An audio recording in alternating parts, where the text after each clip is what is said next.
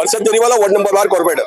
ઘટના બની છે, કયા વિસ્તારમાં ઘટના બનવા પામી? સુરત શહેરનો નોર્થ અને સેન્ટ્રલ ઝોનની બોર્ડર પર આવતો એરિયો નાસિરનગર કરીને એક વસાહત છે, જ્યાં 40 થી 50 વર્ષથી લોકો અહીંયા વસવાટ કરે છે, જેની પાસે ભારતના તમામ ડોક્યુમેન્ટ છે, જે આતંકવાદી નથી, પરપ્રાંતીય નથી, બાંગ્લાદેશી નથી।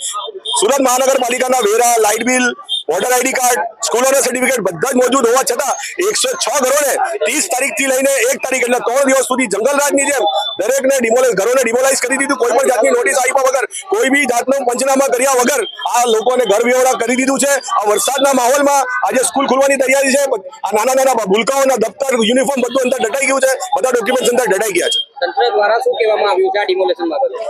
તંત્ર તો એમ કહે છે કે ઉપરથી કોઈ એલિયન્સ આવેલો, અમે તો હતા જ નહીં હતા। તંત્રની ગણતરી પ્રમાણે કોઈ માનવ હતું જ નહીં, આ તો એલિયન્સ આવેલા અને એ લોકો ડિમોલાઇઝ કરીને ચાલ્યા ગયા। સુરત મહાનગરપાલિકાના કમિશનર પાસે ગયા હતા, તેમનો શું જવાબ?